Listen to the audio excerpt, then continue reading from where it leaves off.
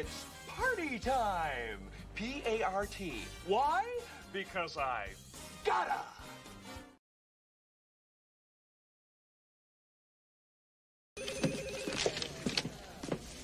Excuse me. I'd like to ask you a few questions. Thank you.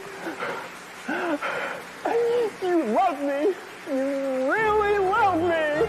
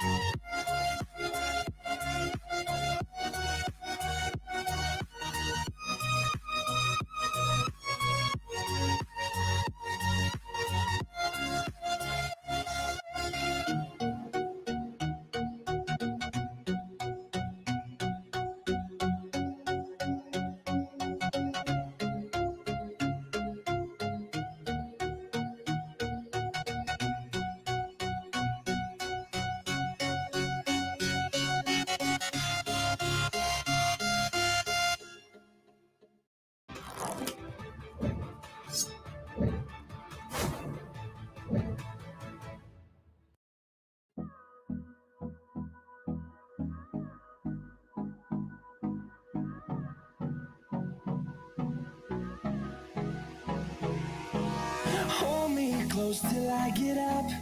Time is barely on our side. I don't wanna waste what's left. The storms we chase are leading us, and love is all we'll ever trust. Yeah, no, I don't wanna waste what's left. And on we'll go, through the wastelands, through the highways, till my shadow turns to sun rays. And on we'll go, through the wastelands, through the highways, and on we'll go.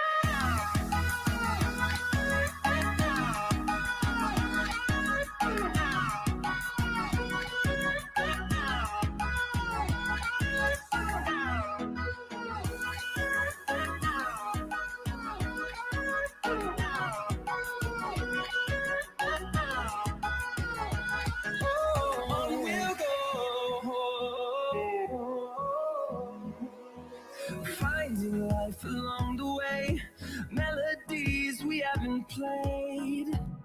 No, I don't want no rest. Echoing around these walls, fighting to create a song.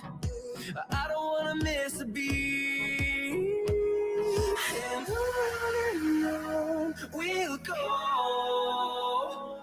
through the wastelands, through the highways, till my shadow turns to sun rays. And on we'll go,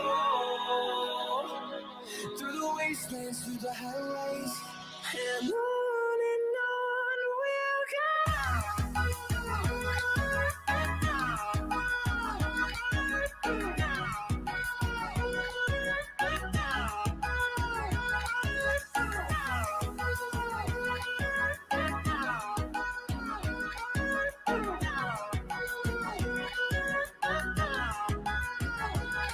And we'll grow in number, fueled by them to see the horizon, turn us to thousands.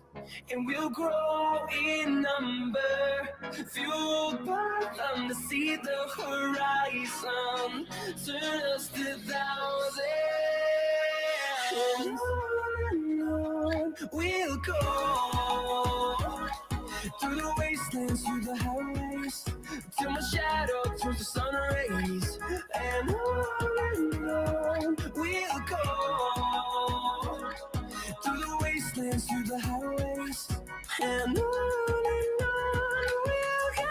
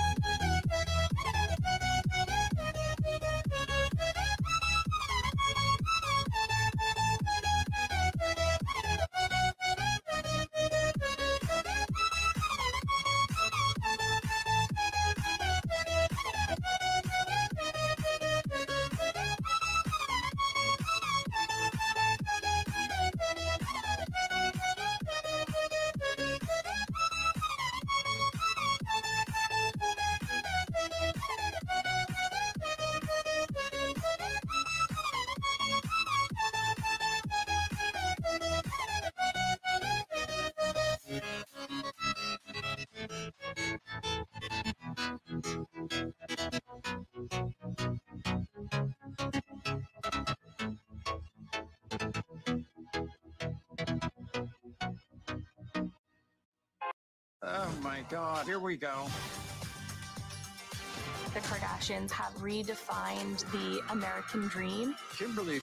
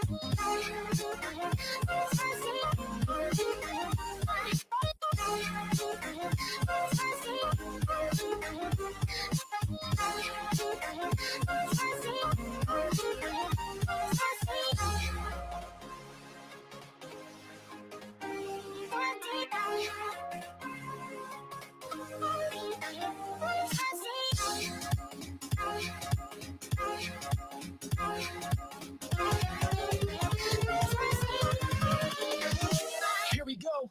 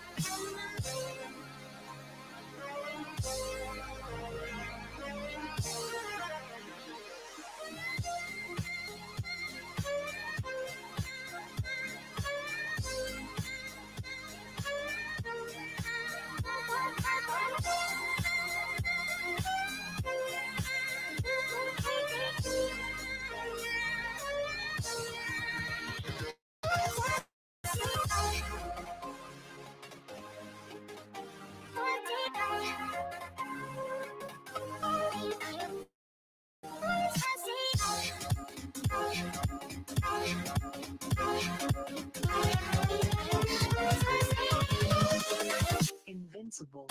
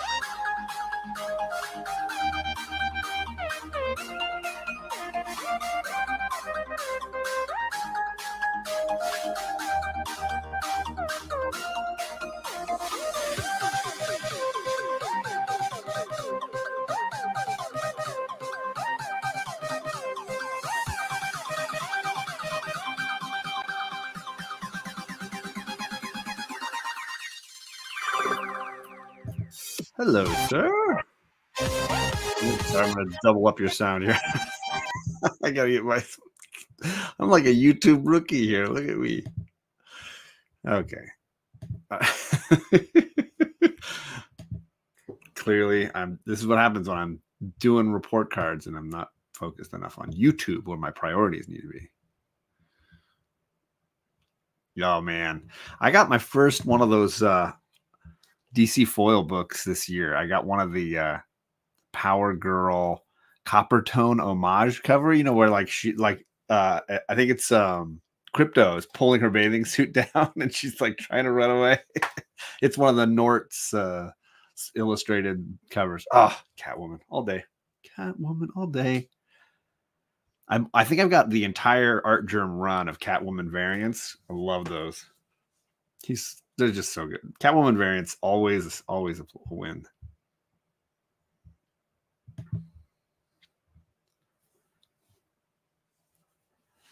What's up, Katie?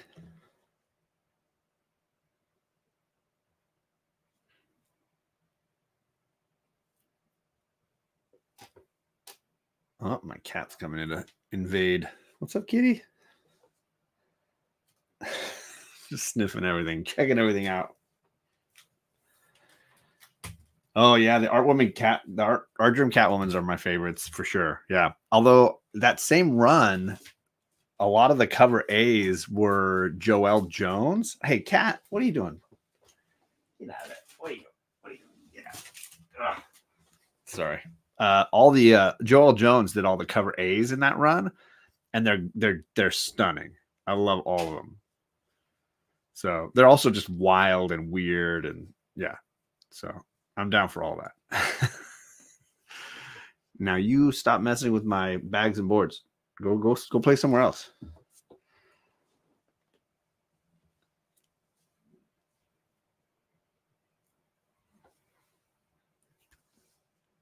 Currently, who's doing the Katie? Do you know who's doing the art germ, or who's doing the Wonder Woman variants? There's some great Wonder Woman variants right now with this Tom King run. I know my man Magic Lasso is trying to get all of them. So online exclusive. I got the Tedesco one. I was showing off the Tedesco one this morning. Everything Tedesco does, I try to buy. He just does such a great job. Totino Tedesco, I think is the name. The first how to say it. But I've been getting a ton of those. And of course, yeah, the Ivy. I mean, do I even have them near me? I do. Oh. I've got all my Ivy books next to me. All of them. I'm sure everybody's seen them, though. Oh. I've got all of my Ivy. So I know Ivy is only on issue, what? 18? What is that on? 18. But this is how many copies of Poison Ivy I've got. That's how many great variants there have been. There's 18 issues, but I've probably got 40 comic books. It's just wild. Yes, I'll wait. I'm not going to invade. Sorry, I wasn't trying to invade.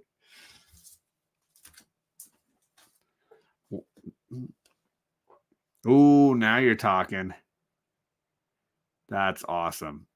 Is that Wendigo in there? It looked like it was Wendigo or Sasquatch in there. Love it. Nobody's really looking at that because you're checking out She-Hulk and Wolverine's there. And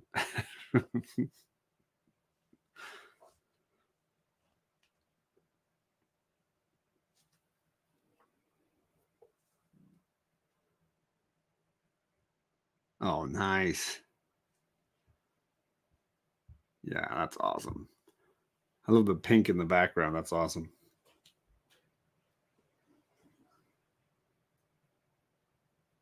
Oh, that's stellar. I've never seen that cover before. That's gorgeous. This is another one from that Wolf Blitz. Yeah, these are the Wolf Blitz books, right? That's gorgeous. That's awesome. It reminds me of the like Christopher Reeve flying around the globe kind of thing that from the original movies. Oh, that's badass. Love a good She-Hulk cover.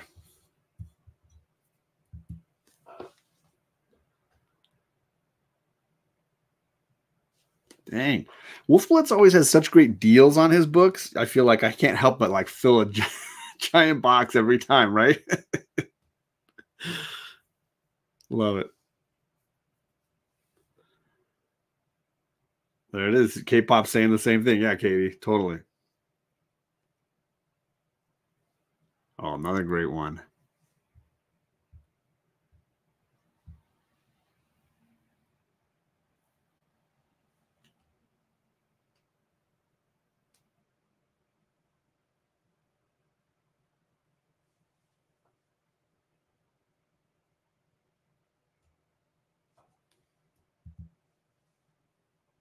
Yeah, exactly, Katie. Yeah, those $1 to $3 books, you just can, yeah, it's dangerous.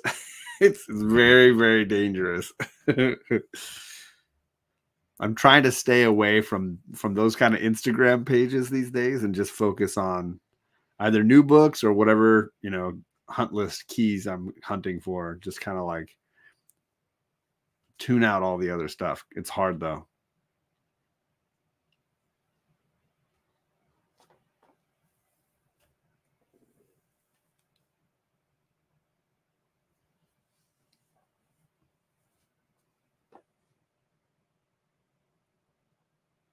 He will. You're right. Yeah, I've done that. You're right.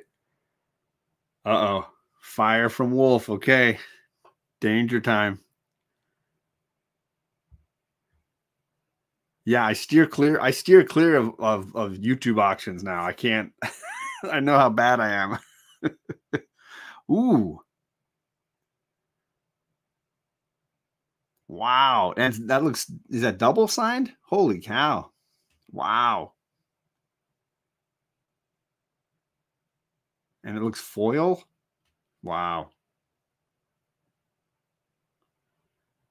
COA. Look, it's got the COA on the back too. It's fantastic. Yeah.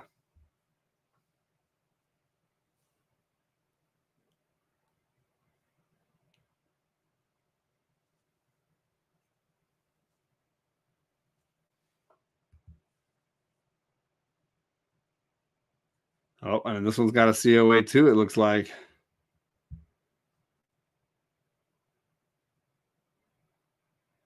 Oh, dude. That's fantastic. I'm sure it was, but it looks like the Venom 3 homage cover, but I'm sure it must be because it just has the same everything. That null first appearance kind of thing. But I guess it's turned sideways. Maybe it's a different homage. I love it. Oh, and that's quadruple signed? Holy cow. Look at all the signatures on there. Wow. Yeah. Wolf Blitz, man. If you guys aren't following Wolf Blitz, if you're catching this on the replay or whatever, that's somebody to follow. Although don't do it when we're trying to buy from him. Follow him later on. Save us our money. Oh. You want to see some Poison Ivy? Is that what you're asking for here? Let's see what I got. I think I've got them in order, but I don't know. 1, 2. Yeah. Oh my goodness. So these are just the issue 1. I got of course, the Cho cover. Gotta get that. And this was one of the variants, like the ratios, maybe. I think I got it later because I think I saw a deal on it. I don't know the artist behind this one. Whoops, sorry. But the person I bought it from included this like Jenny Frizen like mini book of like her covers that had a Poison Ivy cover on it. So I was like, oh, just throw it in, just add it to the stack, just keep it coming. Of course, I got the cover A, the Takara cover. Who shout out to Takara, the artwork for most of the early issues. You can get pages from this book like for really good price. He gave me a great deal on a page from Poison Ivy. I don't remember which issue it was. It was a little later in the run, of course. This is my favorite though for issue 1. Something about the way the gold edging on the like plants and stuff. Absolutely love that one. That might be my favorite issue 1 cover. See here. And yeah, there's no bad Poison Ivy stuff. It's a golden time for Poison Ivy fans. So this is that same Ivy issue with the Jenny Frizen signature. No COA, but so pumped on that. Jenny Frizen is the bomb. Love the colors on this one. I mean, I can just go and I've got so many Poison Ivy books. It's gonna be like days and days. Everyone's seen all the Frizen variants. Those are always awesome, but I absolutely love what she's doing on this run. I know her stuff can get very like repetitive, but I think this run, I think she's kind of been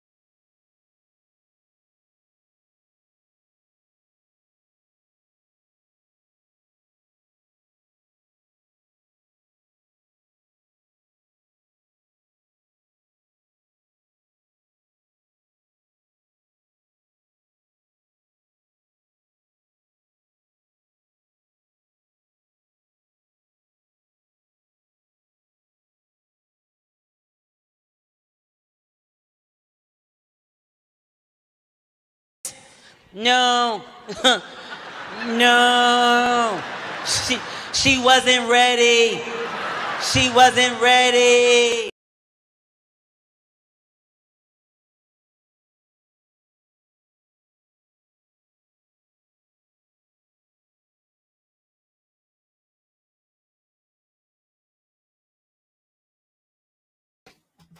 Sorry about that. John got too much poison ivy. Dude with gray are hot. Uh-oh. I'm looking forward to getting gray in your beard. Don't know why it take you so long. I can spare some. For you. I'll hook you up. I got you. So I don't know if I shared this one. And then this was a nice throwback. I think these were all like cover 5, right? Yeah, issue 5.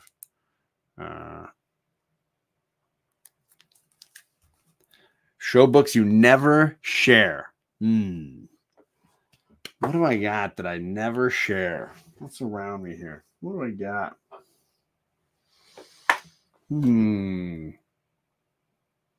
Sadly, most of what's around me is X-Men stuff. This is you guys are like, I see John's X-Men stuff all the time.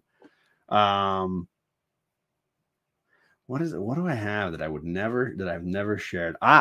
You don't like indies. Let me see if I've got something. What do I got?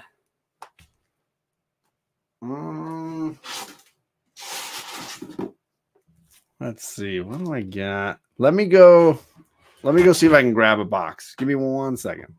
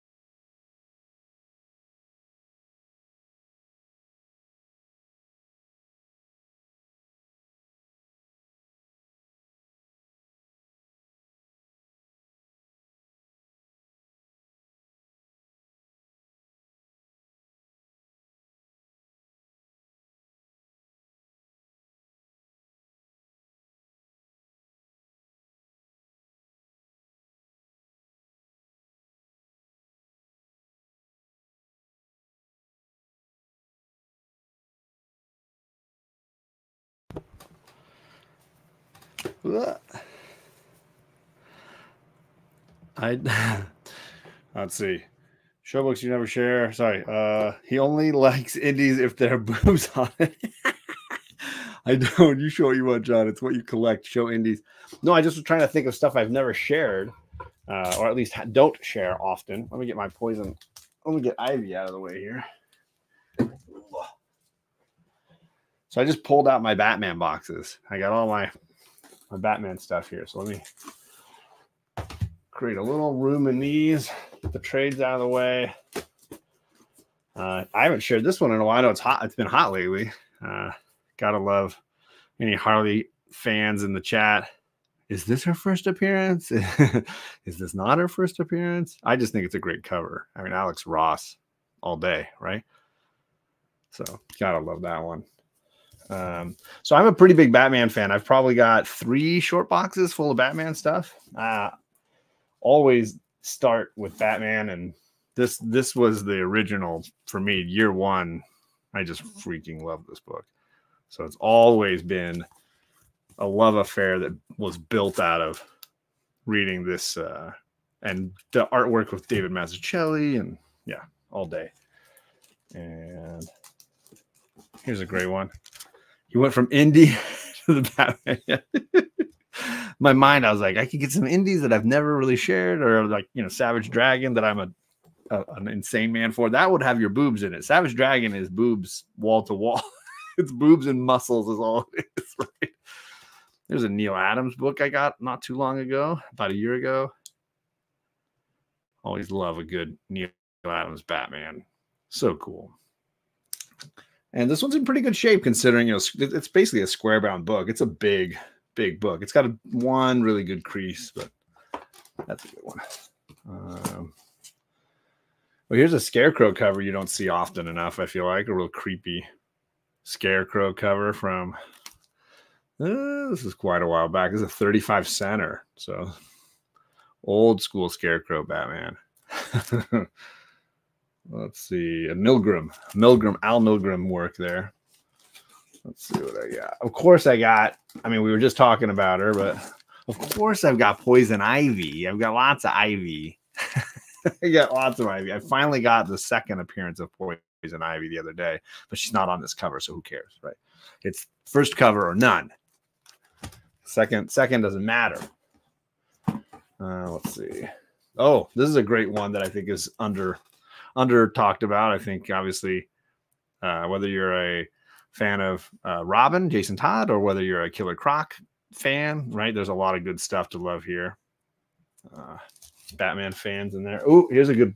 I mean, it's not a Poison Ivy color per se, but it definitely is Poison Ivy-esque. I love that the logo of Batman is in red and it just kind of like sticks out from behind the green. So cool. I always tend to try to find. It's the Rogues Gallery, right? You always. So I love Scarecrow a bunch. So any Scarecrow covers, I usually try to snag some fun Scarecrow or Poison Ivy covers. Those always rate very high for me. Here's a really great one. Jason Todd stealing tires off the Batmobile. Love it. Always a good time. Let's see. Renee Montoya. Love Renee Montoya. Especially as the Question, if anybody has not read like Lois Lane, where she's the Question. So cool. Or Gotham Central is a great book. Everybody should be reading. If you have not read it, you're missing out. Don't do that. Don't miss out.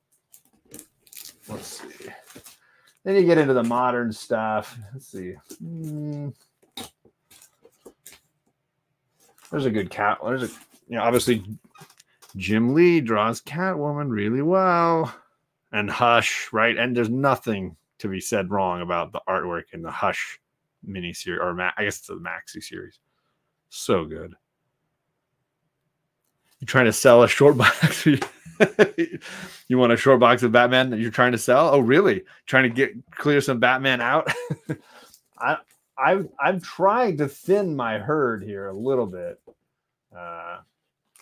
as best I can. So many books. Let's see. There's a Batman Gotham Knights Poison Ivy. There she is. What a way to die. What a way to go.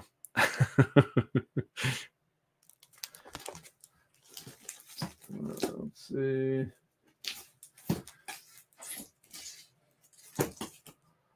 There's some great variants in that Batman Imposter series that came out. I guess it was last year by Tomlin and Sorrentino. But like, I just love these like ones that feel like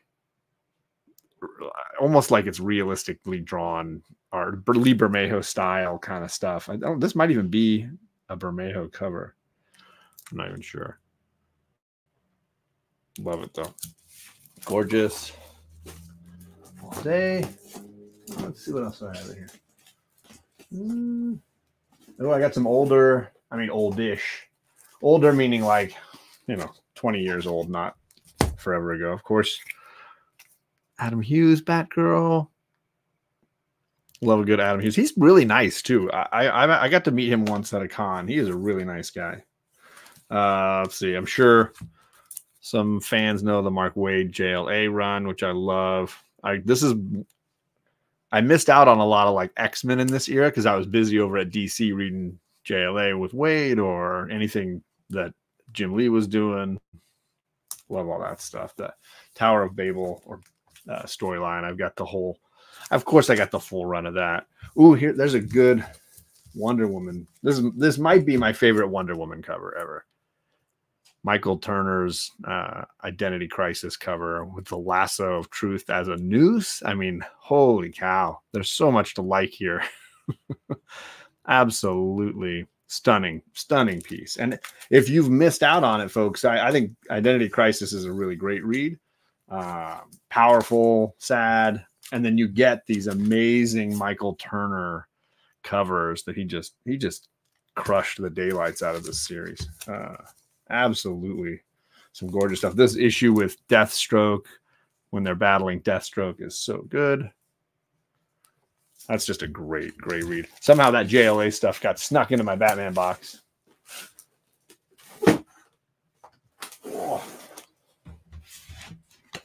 Never know. Stuff just gets snuck in there. Oh goodness. Yeah, because I got all my JLA trade. I've been looking for these. Kingdom Come, New Frontier. All my JLA trades were stuck in there too. What's going on, chat? What are your favorite Batman villains? Who are you reading these days?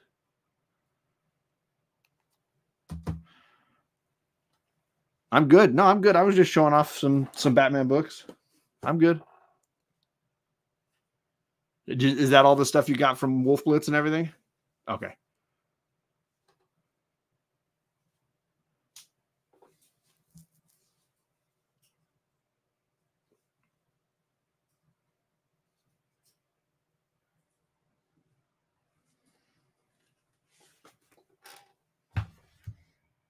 I'm just sitting here doing report cards.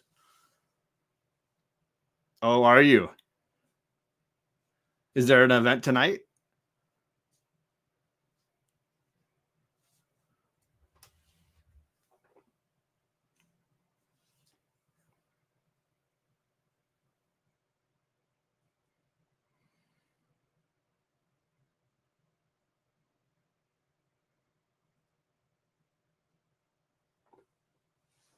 I know that there's some, like, I think MMA fights tonight. Somebody was telling me that they're looking forward to some fights tonight. Ooh, wow. That's fantastic. That's phenomenal. Gorgeous. Yeah, those kind of homages. I mean, I know some people like hate on homage covers, but it's nostalgia. It's like the perfect nostalgia kick. You know, you're just like, wow.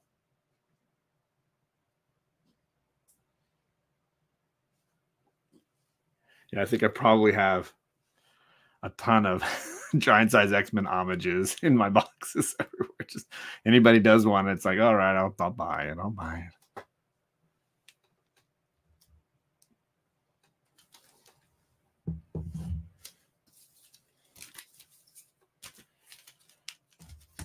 Yes, I was a third grade teacher for the most part for about 12 years. And then now I am the director of a campus. So I run, it's a small campus. We have 5 classrooms, but I run an elementary school campus is what I do. Katie, are you a Batman fan? I'm not I feel like my interest in Batman is periphery. Like I don't like Batman. I love all the characters around him. I love all the Robins and the Batgirls. I love the Batwomen. I love all the villains. I love Gotham. I love, it's like, for me, Batman is like the hole in the middle of the donut. I don't mind Batman. He's fine. He's there, but it's everybody around Batman that I like. The donut of my interest in Batman is kind of like that. Oof. That's a great question. That's one of those like life questions, Batman or Superman. I feel like, ooh, that's tough. That's very tough. Obviously, Batman is a more interesting universe. Like, I like that world a lot better. I love the villains a lot better. But when somebody writes a Superman comic really well, like Philip Kennedy Johnson's Action Comics stuff he was doing, or Superman for All Seasons, or Grant Morrison's All-Star Superman, those are just phenomenal. So that's a cheating answer. I guess I'm not really answering it. I'm going to say, if I had to choose, I'd probably pick Batman, just because I think his universe is more interesting. But it's kind of like, it's easier to make a good Batman story. It's really not challenging. Versus writing a good Superman story, there are so many bad Superman stories. I think it's hard to write a really great Superman story. It's easier, I think, to write a good Batman story. But in the end, I think it's the universe. So, like, for me, I was talking about Gotham Central a little this morning, and I was like, I love that series, and you don't even need Batman. That series is great because he's hardly in it at all. It's all about the cops and the villains and living in the city that's so complicated and scary. So I love Gotham Central, and for me, it proves the point that you don't need Batman. He can just be in the background. He's flying through. The signal goes on. His car drives by.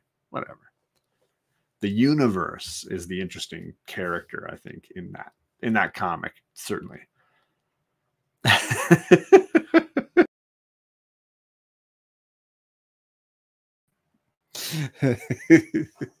Get that guy out of here. Get this numbskull out of here. Now, if you're asking who do I want to hang out with, who do I want to protect me, I pick Superman for those two things. Because Batman's going to be depressing. He's going to be boring. He's not going to want to watch TV or read a comic. Batman's going to be going out. Superman's going to be like, sure, I'll help you get your cat out of the tree. We can go and read a comic. We'll go to the library. We'll go to the comic shop. We'll go get food. Batman's going to be like all business and serious and depressing. But I get it. I think Fire Guy Ryan would agree with you too. He's like, get this Batman guy. I'm tired of Bat books. Give me Superman books. I haven't read the new, God, who's the new, I'm trying to remember who just took over. Is it Jason Aaron? I think just took over Superman. Because Philip Kennedy Johnson ended, and now I think it's Jason Aaron, which I'm curious to see how that goes, because I generally like Jason Aaron. I love his Thor run, of course. It's amazing. So I think he could probably do a really killer Superman run. I wonder. Batman can go out, and you can go chill at home. Yes. Yeah, you play okay, K-pop just came to a whole new level. You get your PlayStation and you play it in the Batcave on the big monitor. Alfred is bringing you food, proving yet again you don't need Batman. You just need the universe. You hook up your PS5, you're in there, you're jamming away, having a great old time. Alfred's bringing you, whatever pizza or stuff you want. Robin, you could probably have a couple of the Robins come by. This sounds like a plan. But again, you could do that with Superman, right? Superman would just fly you over. Hey, let's go play video games at the Batcave. Batman's never there. He's like, yeah, let's go do that. So then you have Superman to hang out with, and when Batman comes home and is upset you invaded the Batcave, Superman protects you. Yeah, that's I would love to see, and maybe they have shown it in Batman comics and I never read it. Some of the ways in which the Robins over the years have abused the opportunity to play on the technology in that house. There's got to be some devious troublemaking going on there. Favorite universe? I mean, I'm a big Teen Titans fan. I've always liked the original Wolfman Perez new Teen Titans run. I think that's one of my favorites. So, but it's very similar to the X-Men in a lot of ways. You have a lot of crossover there. But Raven, Starfire, Robin, I'll even take Beast Boy and Cyborg. You can throw them in. Really interesting team. I really like that group. What other ones? I mean, I'm a big Image guy, so the Savage Dragon universe I still think is really underloved, underappreciated. I really enjoy that one. TM, what is going on? Good to see you, Travis. Congrats again on your hitting 1K, and I hope you're feeling better. It seemed like you were feeling better. I know he was really under the weather. Was it Monday, Tuesday last week? But it seems like you were feeling a lot better, man. Yeah, Katie, I mean, I think somebody posted a poll on their YouTube channel, and I'm struggling to remember who it was, but they were asking what was your favorite comic book publisher. If you could only pick one, if all the other ones had to go away, you could only pick one. And I ended voting Image just because I just love like that whole universe. And I really wish Donny Cates was back and feeling healthy, because his crossover series was really dipping its toe in this idea that maybe all of Image is connected, that like all of these things are one. I know now Philadelphia is doing it too, because Spawn and Savage Dragon are showing up in there. But that was cool. I really enjoyed Donny Cates' crossover, especially at the end. TM, if you want to join. Oh, yeah, the link's pinned in the chat, TM. He says Sunday, Monday, Tuesday, and part of Wednesday, but he's feeling better now. Thanks. Okay, good. I'll be Batman just to be with Katie Holmes. Oh, were you a Dawson's Creek fan too, Papa? Do you remember? Yeah, of course.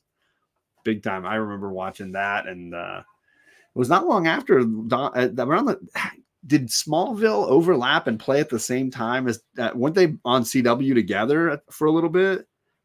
Because I was big into Smallville when it first launched. And yeah. I can't remember the actress who played Lana, but she's gorgeous. Cole sent me pictures of what's happening in the current Savage Dragon, and things are wild. So I don't know if you heard this morning, TM, but when I was sharing stuff, I mentioned that I got the second hardcover for Savage Dragon, the original issues. And I think I got hit with a strike on TikTok because of how revealing this tank top was in the drawing in the back. I think Eric Larson knows his audience, and so he's always been kind of super violent, super funny, and super risque with the ladies' costumes. It's always been like when you sign up for a Savage Dragon comic, that's what you're gonna get.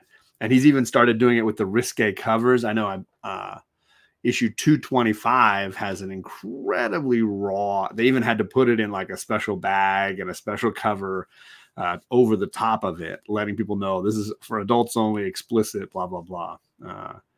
TM, we were saying that Dawson's Creek and Smallville may have run for a couple of years. I know that Creek was earlier, but I think towards the end, I think they overlapped for a little bit on CW. K-Pop says, Image is one of my faves. Went down to Homage Studios, Wildstorm days. Yeah, for sure. Absolutely. For 2 years. Oh, look, research is done. He's already got it. He's already researched for us. Yeah, that seems about right. Because I guess when Dawson's characters were like older and maturing out, then we had Smallville and they put them back in high school again. get us on that same vibe. Yeah, I always really, I love Smallville. I got to go back and rewatch it. It's been so long since I rewatched it, and I know that the guy playing Reacher on that show on Amazon was the Aquaman, and I don't know how I didn't remember that he was Aquaman. That was like one of his early gigs. Oh yes, Steven Spock, Fringe, man, that was a great show too. Really, really good. TM says Smallville holds up. I don't know how it couldn't. Obviously the special effects were TV, like CW effects, but the actors were really good and really well cast. Like I thought the acting across the board was really good. And then of course they had all these great cameo actors who would come in and play parts that were so freaking good. I loved all of it. I'm trying to remember Steven Spock.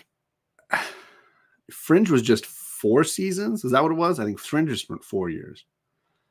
Does DC still hold up Dawson's Creek? I haven't watched it in a really long time. But I mean, those talk about 3 actors who were really well cast. I mean, they all really, and then they brought, I mean, Michelle Williams. Obviously, she's huge. Michelle Williams is like Academy Award winner, and you know, who would have guessed, right? You know, from those early days, how far she's come. Absolutely amazing. What's up, T-Pain? Yeah, Fringe. 5 seasons. Okay. I remember that show really hitting its stride when they stopped being X-Files. Like they at the beginning of Fringe, they wanted to be just like X-Files, and they were copying a lot of that, and it just didn't work. And the second they realized they were a multiverse show, and it was not about the mystery of the week, it was more about, you know, their universe trying to destroy our universe and all that like multi-universe war stuff. That's when that show clicked, and then it just was like stellar all the way to the end. Loved that show. I'm trying to remember. There was a little, like, I think it was a couple of the people who had done 24 and done Lost were the ones that went over and started running and came up with Fringe. And what is that actress's name? Anna Torv. Anna Torv, really great. She carried that show. So good. I mean, nothing against Josh Jackson or what's his name, Denethor. The end of Michelle Williams on Dawson's Creek was heartbreaking. Oh yeah, heck yeah, it was. Absolutely. But that's part and parcel with, I think, her as a performer. She picks very intense, heavy products. You know, her movies are, I mean, Brokeback Mountain, Manchester by the Sea. Like she rips your heartstrings out every time. Brian, what's up? Good morning, Brian. No, it's not morning. I know Brian's shows are always in the morning. Good afternoon. How's it going, Brian? Good to see you, buddy. Yeah, Michelle Williams, so good. I'm trying to remember. So it's Josh Jackson, Michelle Williams, Dawson. I can't remember what that guy's name, and then Katie Holmes. Like really, everybody came out of Dawson's Creek and had a career. Like it was not like a one and done for all of them. Greatest Showman, yeah, another one, yeah, for sure. And then wasn't she? There was something recently that she did that I was like, oh man, she is still crushing it. There it is. The Beak. The Beak. What am I forgetting? The Beak. Yeah, Greatest Showman. She's been great. I don't think anyone would have predicted how far all 4 of them would have gone coming out of Dawson's Creek. And then the showrunner creator too. He's had an incredible writing career because all the Scream movies, and yeah, he's been busting his hump. I remember because when Scream hit, Dawson's Creek was coming on, and he was like the popular guy as the writer creator. So he had wrote the original Scream film, and it was like obviously hugely popular. And I want to say he worked on I Know What You Did Last Summer or something. And then of course Dawson's Creek, he was blowing up. The angels purge the demons to make sure they don't rise in numbers and overthrow heaven. Deep thought there, TM. I can't remember. What is that guy's name? I'm going to have to remind myself. The creator of Dawson's Creek. What is that guy's name? He did. He wrote the script for Scream, and I want to say he wrote I Know What You Did Last Summer, but maybe he just did like the story. I'll remind myself. Scream. Oh my goodness, there's so many Scream movies I forgot about. Oh my god.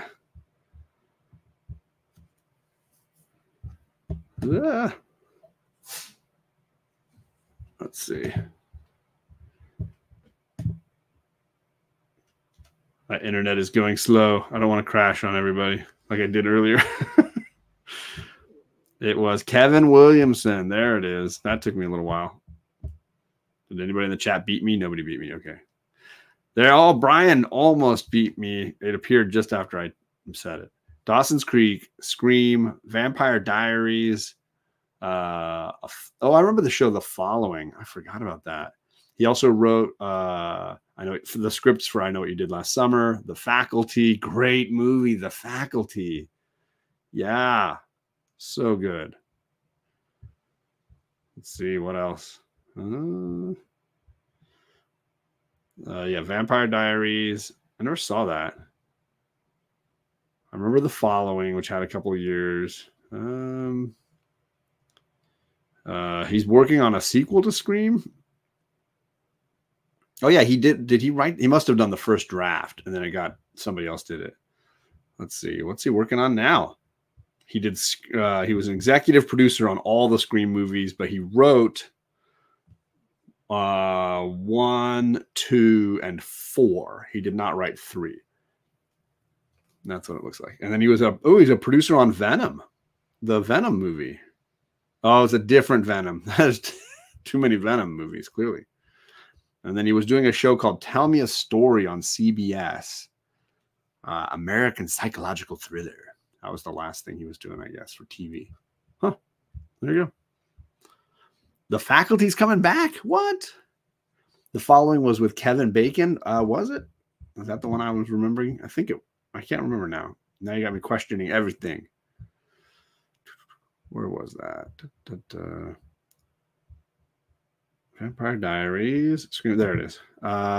Starring Kevin Bacon. Nailed it. Chat crushing it. Nice work. It had Maggie Grace, James Purefoy, Shawn Ashmore.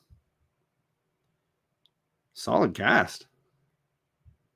I remember watching. Yeah, he's an former FBI agent. That's what it is. Kevin Bacon. And he's trying to catch a specific killer and who just escaped from jail. That's what it is. Okay. I remember now. Let's see. Pocan Joe in the chat. What's up, Joe? Scream 4 kind of sucked.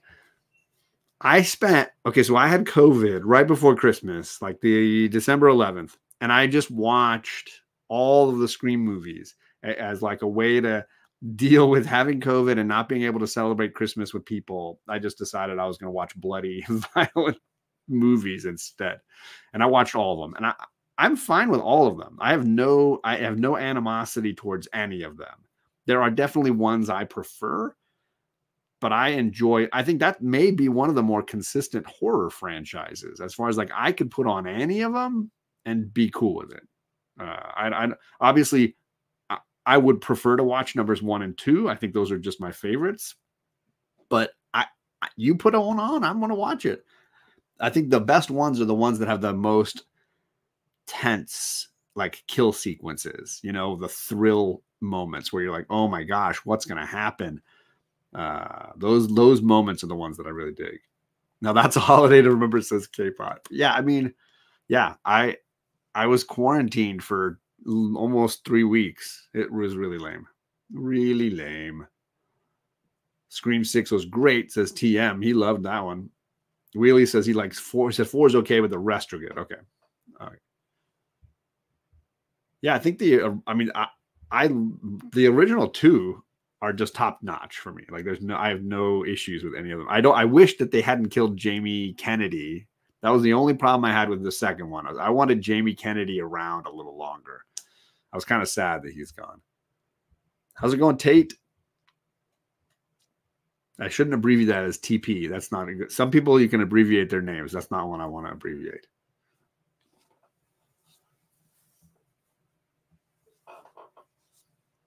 But for horror franchises, because some of the other ones are like roller coasters. You get like a great movie and then an absolute garbage movie, and they're just, I don't know. Scream doesn't seem to have that big of a problem. I think I'm willing to just say that the consistency is a lot higher than most others. He didn't even see his own death. He just got hauled into a van. I mean, right? Yeah, we didn't get to see him die, right? We just see him pulled in, and then the blood comes out between the crack of the car, right? The van, and drips onto the ground. Yeah. My favorite sequence, I think, in any of those movies is the one when he's on the couch in the original movie watching Jamie Lee Curtis on screen in Halloween. And he's like, she's behind you, man. The killer's in the house. He's around. And then, of course, behind him is the killer. And out in the van, you've got Courtney Cox, and she's like, behind you, he's behind you, because she's watching him on a monitor. It's so beautifully meta, where you have like somebody watching somebody who's watching somebody, and they're all in danger, and then of course they open the van to go check on him and realize there's a tape delay, and the killer's actually not in the house now. He's right next to the van.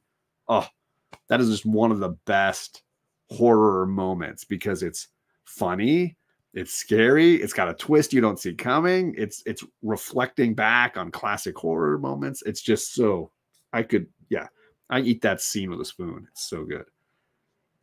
Every time I watch it, I just get amped up. It's just so good, that sequence. And it's so well shot. The little angles, the way the camera moves, and Jamie Kennedy is so hilariously like drunk and sprawled on the couch, and the way he's slurring his words, it's so good. And the way Courtney Cox and the cameraman are like all amped up on the screen, watching the TV screen, and they're like trying to warn him. And it's like, no, it's not a movie. That's happening in the house. Like, it's so good. It's so good. And then of course, Jamie Lee Curtis cameo, you know. Favorite horror movie outside of Scream? Just any movie. I like old movies in general, so I'm a bit of an old movie snob. So it would probably be something by Alfred Hitchcock. I love like Rear Window with James. Oh my goodness, what's wrong with me? Wow, I'm don't know what's wrong with me. It's a Wonderful Life, James. I'm going to say it and it just gets stuck in my head. James Stewart. There it was. My brain. Ding, ding, ding.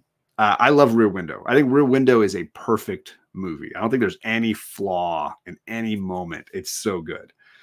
And it builds and releases tension just beautifully. I'm a big, big fan. Okay. 80s and up. All right. 80s and up. I mean, I'm a big Raiders of the Lost Ark fan. That's a great movie. That's another really flawless movie for me. Love Raiders. I love Aliens. Oh my God. Any Alien and Aliens. That's a 1-2 punch all day. Although Alien is a 70s movie. Really, really. What's up, Glenn? Glenn, what's going on? I hope you're having a good Saturday, man. Absolutely love that. Let's see. As far as like comedies, I'm a Bill Murray fan. So like Groundhog Day ranks as far as rewatch. I could rewatch Groundhog Day, even though the movie repeats itself. Groundhog Day all day. That's a great movie. Back to the Future is a seriously flawless movie. Great pick. Great pick. Absolutely. I'm a big Spielberg fan. Like Spielberg rewatchability is super high. Jurassic Park, you put that on, that movie works to this day. Jaws, I rewatched Jaws last year. I hadn't seen that in a long time. Wow, what a great movie. Still tight, still holds up, because they didn't have to really do much for special effects. They just had a big yellow barrel. Was all that was the shark for almost the whole movie. So definitely big fan. What's going on? Oh, my girls are sending me cat pictures. Always texting me pictures of our cat. Let's see. Jaws is a perfect movie. And yeah, it is. I mean, considering, I'm sure most of us are old enough to have heard the horror stories of trying to make that movie, and how every day Spielberg went to work thinking he was going to get fired, and that it was his last day ever working in movies. Like, that was Spielberg's entire experience on Jaws. He's just ready to get fired at any time. And trying to make a movie on the ocean and with a shark that never worked, and it's just a nightmare. It's amazing how good that movie finished being. It was just absolutely a blessing that it turned out the way it did, because it allowed him to have a career. And where would we be without Steven Spielberg's career? You know? Yeah, I mentioned Jurassic Park. I think is a great movie. A lot of his movies are like that. They just hold up. Raiders of the Lost Ark for me, and obviously I was a late 70s kid, for sure. Ooh, okay, TM, you got it now. Yeah, I mean, I love Silence of the Lambs. I think it's a phenomenal movie and flawless. Yeah, like there are not a ton of flawless movies in my opinion, but that one is right there. And the way they photograph it. Obviously, the top two actors are both. I don't know. I don't think anybody has done it since, but I know that there were at the time that won the Oscars. It was one of only 3 movies to win picture, director, writer, actor, and actress.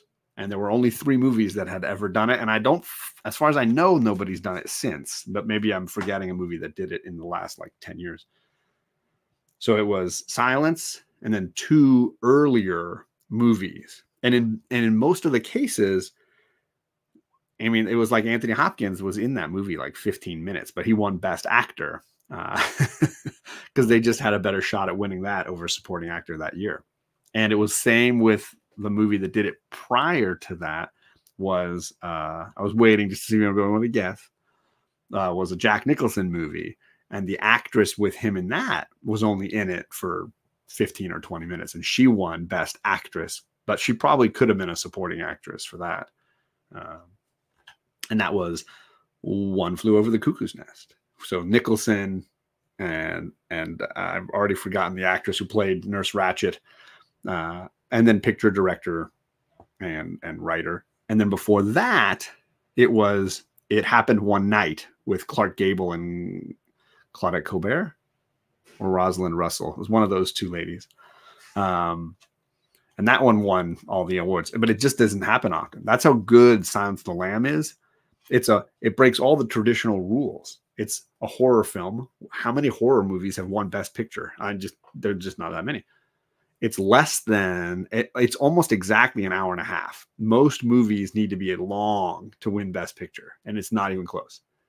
And then it won all the big awards. It just never happens. It's so rare. I'm traumatized by Never Ending Story. I don't know how many of you in the chat are that way. Like I've yet to even show that to my daughters. My daughters have watched all the Scream movies. They've watched Nightmare on Elm Street, and they have not seen Never Ending Story because it's just so traumatizing, emotionally scarring. It's just one of those movies. It's the like emotionally scarring starter pack. Here's Old Yeller. Here's Where the Red Fern Grows. Here's Never Ending Story. It's the emotionally scarred starting pack. And I really want to rewatch it, but I'm always worried that like someone's going to throw something at our TV or knock it over in frustration. It's just one of those movies. Oh, here's a great one, gang. Princess Bride. And that movie, flawless. Like just absolute home run. Every actor, every scene, the music, the sets, the costumes. That's a home run. That one's a flawless movie. I've seen that one a ton. Yeah, Andre the Giant, man. He's so good in that. He's perfect in that. And I hear he had to learn his lines like almost phonetically because he couldn't like his accent was so thick. He was struggling to be able to speak the lines correctly. Yeah, he's incredible. Did you see that documentary on him? I think on HBO. That was amazing. Just to hear the struggles. Yeah, the pain, right? He was in constant pain. And that scene when he had to like catch her and they had to like lower her down on wires to be able to do it. And then of course, yeah, just the challenges he was facing every day. Absolutely crazy. So crazy. Labyrinth, just because Katie didn't say it and it's so effing great. I mean, anything with Jennifer Connelly, she was the love of my teenage life. Jennifer Connelly is like the one. She was just, yeah, top tier everything. More, the world needed more and continues to need more Jennifer Connelly. Always. Beastmaster. Wow, Glenn, I haven't thought about that movie in a long time. Holy guacamole. I'm 46 and let's see, almost 46 and a half. Right about 46 and a half. My birthday's in the summertime. So I was born in 77. I think if I remember the math, it was like Star Wars came out in that summer of 77 and then Elvis died and then I was born. It was kind of like Somebody needed to get out there and settle things down a little bit. This is an amazing movie. Let's go see it. I know Elvis is gone. We'll just we'll keep it together. Born in 81. So my younger brother is born in 80. So we went 74, 77, and 80 were me and my brothers. John is old. It's evident, TM, until I start pretending to be Ted Lasso again and I shave all the gray off and I just keep the nice dark mustache. It's clearly evident that there's some aging going on here. Pan's Labyrinth. I mean, that's a great movie. Guillermo del Toro has an incredible eye. His Hellboy and Shape of Water. Yeah, he's great. Born in 71. First film you saw in a cinema was Star Wars and then Superman. Glenn, you peaked way too early, my man. You went to the theater in the late 70s and then were like, I got nothing left. I wish I had seen those in the theater. I can't remember what. I know I saw E.T. in the theater when I was really little. Another great Spielberg perfect movie. And I know I saw, it must have been a re-release of Peter Pan. It was like in one of the Walt Disney movies when I was a kid. I remember seeing those. And I did see Top Gun as a kid with my brothers and my dad when that came out. But that was like later. That was like late 80s, right? 88 or something. Y'all are youngsters. Glenn is lying. He's only 35. So good.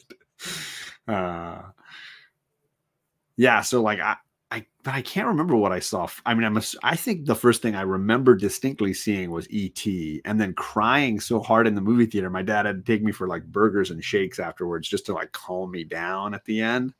I was very Porky's. It's so good. Those comedies though, like those 80s comedies were really hitting some good. I mean, you talk about Eddie Murphy and Bill Murray and those guys coming off of Saturday Night Live were just hitting some home runs. Blues Brothers and Beverly Hills Cop and just Coming to America.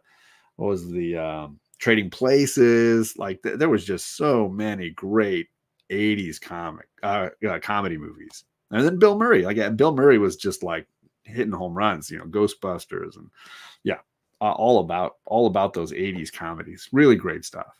Caddyshack, I think it was 80, might have been 80. I don't think it was a 79.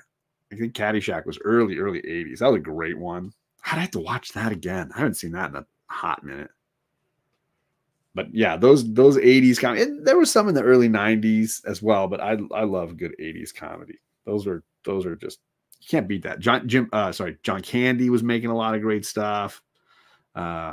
Roxanne, Steve Martin wrote and starred in Roxanne. Still one of my favorite Steve Martin movies ever. Such a good movie. But I'm a theater nerd, so it was based on, Cyrano, and I was like, just the theater nerd in me was like, what a great idea to update a classic, book and play into this really just perfect movie. Time Bandits. Yeah, Tate. Now we're talking. I watched that so much as a kid. I don't remember Last Starfighter well enough. I don't think I was on HBO and I would see it there from time to time. But Time Bandits, oh my God. That movie is so wacky. Terry Gilliam is just bonkers. He's just out there, man. First movie was either Black Stallion or Time Bandits in a double feature. Ooh, Clash of the Titans. You guys are going with it. You guys are like 80s nostalgia. Not to kill the mood, but can I put you backstage for about 2 minutes, John? Yeah, whatever you need, brother.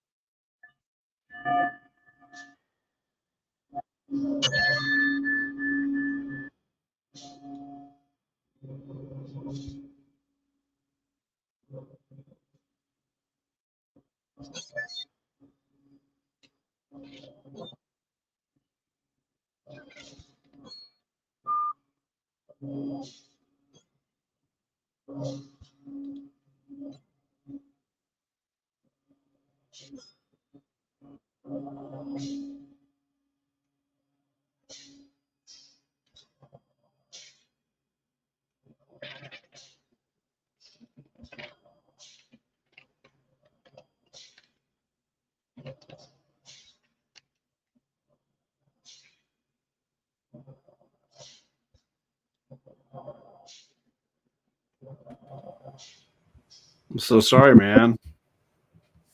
I mean, firstly though, it's a great name for a dog. That's a great name for a dog. Absolutely love it.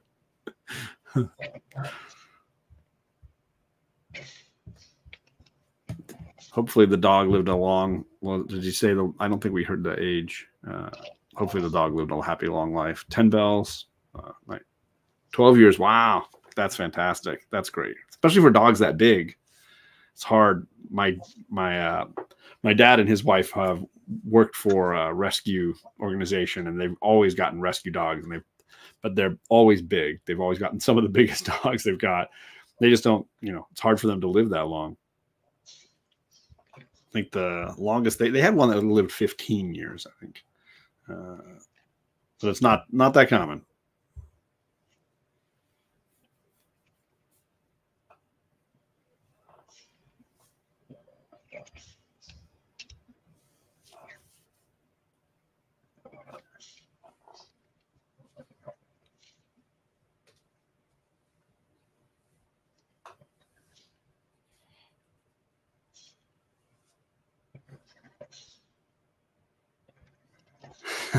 Glenn.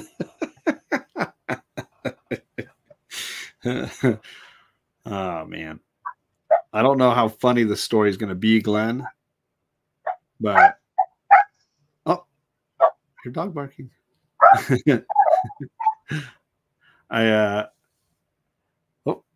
It's just me now. You guys are in deep weeds. You're in huge deep weeds. My mother-in-law, no, how's this working? My great grandmother-in-law, when she was ill towards the end of her life, could not control her farts, could not at all. And nobody told me this the first time we went to their house to meet them. And I'm like the new guy and the family's all there and this thing, and everybody knows about it. It's like a joke that everyone's in on except you. And you're trying to be like serious about it, but it's like all evening long. Like it's constant. And every time it happens, different people are watching to see how you'll respond to it. It was very, it was like a trial by fire, I guess you could say. It's just one of those things, you just don't know. You don't know it until you're in it, and then you're in it. And you just got to ride the rap. So it was hard, Glenn. It was difficult. I was trying just to be like, focus on other things, oh, lovely sunset. The food looks amazing. Just be like, control, just stay in control the whole time.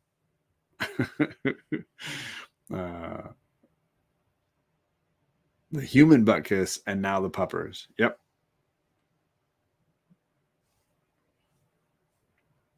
So it was a tricky evening. And then I got in the car on the way home, and I was like, seriously, like, you gotta at least let me know. Like, give me a heads up, give me a little warning. I knew she was ill, and that, this could be her last year and all those kind of things. And she ended up lasting a couple more years after I came on the scene. But like, give a guy a heads up. Give me a little warning what I'm going into here. Because I was in no way was I prepared for that. I was not ready.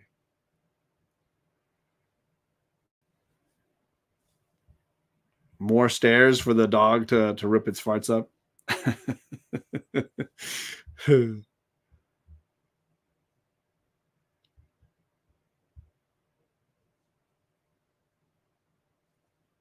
Oh man, I'm gonna roll out here, Papa, because I got to finish my report cards. Did you want to keep going for a little longer? If anybody wants to jump on, the link's in the chat. I'll give you stairs. The link's in the chat. If anybody wants to join, I'm just gonna get back to my report cards. Now that I'm the guy in charge. I got to be the one grading and editing everyone's spelling. So I'm going to roll through a few more of them before I got on later. But thanks for letting me hang out for a little bit. Everybody, if you want to join, the link is in the chat. I'll be bouncing back into the chat here in a little bit, so I'll be joining y'all. Thank you. What am I doing? All right, clicking the right.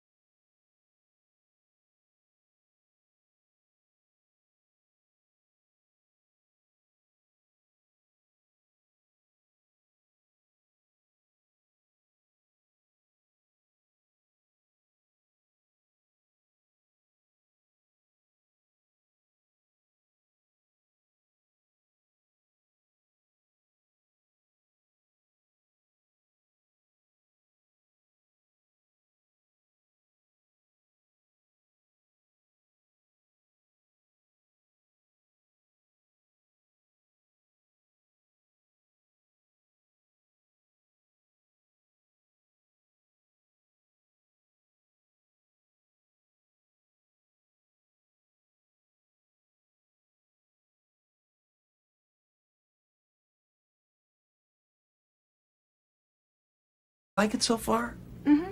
Everybody's been real nice. Well, that's because you have big jugs. I mean, your boobs are huge. I mean...